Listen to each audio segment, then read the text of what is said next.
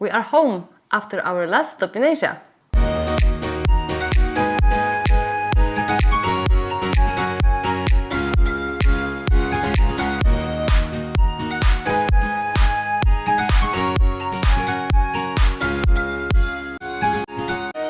We're now home back in Norway after a very long trip, and we have just celebrated the National Day of Norway. And today we are talking about Hong Kong.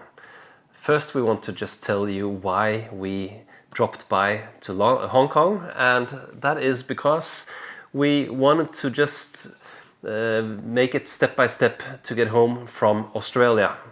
We were in Australia for 3 months, and then we ended up in Phuket in Thailand, and then Kuala Lumpur in Malaysia and Penang in Malaysia. And to get home, we had to land somewhere else on the way, and then Hong Kong was a good place to land. I have to say that I was a little bit skeptic about going to Hong Kong. We had also Singapore on our list and Istanbul. But I'm very happy that we landed in Hong Kong because I was very surprised how great that city is. It was also for me, Kuala Lumpur was surprisingly cool, and we have a little kid, and was actually quite more easy to be in Kuala Lumpur than, for example, Phuket and Penang. So it sounds like more child-friendly to be in a smaller place with a beach, for example. But the big city, when you have a lot of days there, it's more things to do. And Hong Kong was even easier to be, I feel, than Kuala Lumpur because of the traffic and the systems and more space for especially people walking. And it was very easy to just walk around there, and that's nice when you have a kid that you are not like risking your life every time you need to go somewhere. Yeah, very wide sidewalks. Of course, a lot of people. That we have to admit that it's super crowded. But somehow, I don't know, we found our way in the city, and the transportation is good. You have a fantastic metro system, 2 levels, buses driving all the time, and surprisingly no queues. Yeah, it looks like a city that has been developed over more time, and that is also the answer, actually. And the Brits have been there for, I don't know, hundreds of years. Correct me if I'm wrong, people. But it is maybe a bit more European into there, how to organize stuff. And Kuala Lumpur, I'm quite sure, exploded very fast with a lot of buildings. And then, okay, why do we have a lot of cars and what to do with that? And do you want to walk? We haven't thought about it. So I feel Hong Kong is more developed in that area. Yeah. So that helped when we have been into a lot of chaos in Asia.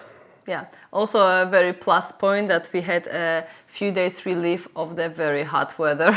So even though it was warm, it was cloudy most of the days. So it was like refreshment. It is different walking around in a big city or whatever city. Also in Norway, I really don't like walking around in the city if it's too hot.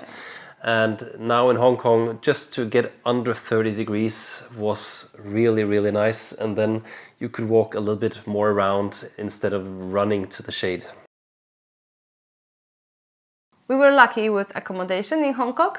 We lived in a place and had metro 4 levels below our hotel. So it was very convenient. It was a great park close to us, walking distance, where we could admire a great, I think it was anime stages or something, really cool concept, and our daughter loved to look at all of them. We saw some birds, we found the water turtles, that was also super cute for us, and was close to walk to the river and admire the Hong Kong island on the other side. Yeah, and when you say close, we thought, wow, it's close on the map, and we walked, and we enjoyed it because of the temperature was okay. But when you look at the steps, you were up into maybe 15,000 steps because you're walking around, seeing some things in the town. Yeah. But so we went to the river one more time, or the sea, the harbor one more time also later, because we felt it was nearby, and it's not really that nearby, but we felt it, and it was a nice walk, and it's amazing view to see all those skyscrapers. We have been working on this channel for some months now. If you like the content and you are interested also in the content from our daily life here in Norway, we would be very happy if you would like to support us, and you will find the link in the description of this video.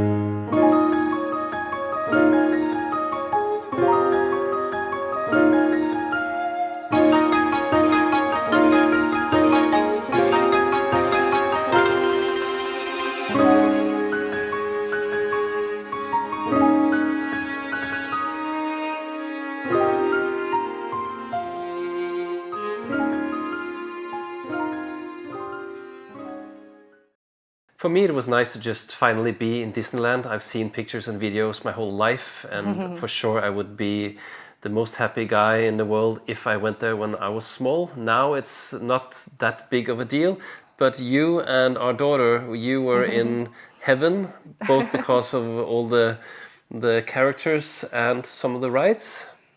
Yeah, the rides were great, and yeah, I always loved Disney movies also as an adult. So it was a great experience, and I know that Hong Kong maybe is not the best Disneyland you could choose, but we were so close that we just couldn't not go there. And I must say the transportation to it was also, you can like be very, when you've been to our trip everywhere for many months and a lot of people and a lot of stress with transportation, it was nice to just go straight with a train, and it was even a Mickey Mouse train, and then walk out, and then really a lot of people, and you, even though it was, it looked like impossible, it took 10 minutes, 15 minutes. And we ran to get the train home because we were so scared, how will that go? And then we actually went to the wrong place. So then when we came to the right place to take the train home, again, and all those people behind us. So again, it was easy to get. So it was a very good system to get back also. So very nice. Very easy, good experience. If you are in Hong Kong, you have to go there. And we actually have to mention one of my dreams, even though I am scared of heights. We went to what you called cable car. Cable car up in the air. You actually forgot it. And another Buddha, and that was more impressive. It looked nicer than the Buddha in Phuket. Same size, maybe. A little bit smaller than Buddha in Phuket. Bit smaller, but it was taken care of a lot better. And again, a lot of stairs, but it helps when it's a bit colder than it was when we were in Kuala Lumpur. So, or maybe we're just more fit now after walking for months and being up in the heat with all those stairs. So it was also a nice trip, very beautiful. And great ride with that cable car. It's around 15-20 minutes. We had the cable car that was crystal clear, so we had a glass all around and also on the floor. And if you compare it to Penang with that train uphill there, where they just have a lot of people and not a lot of trains, and you just put in as many people you can. Here in Hong Kong, it was a better system, and they even thought of not putting too many people in each because there was not a lot of people waiting, and it was more effective there also.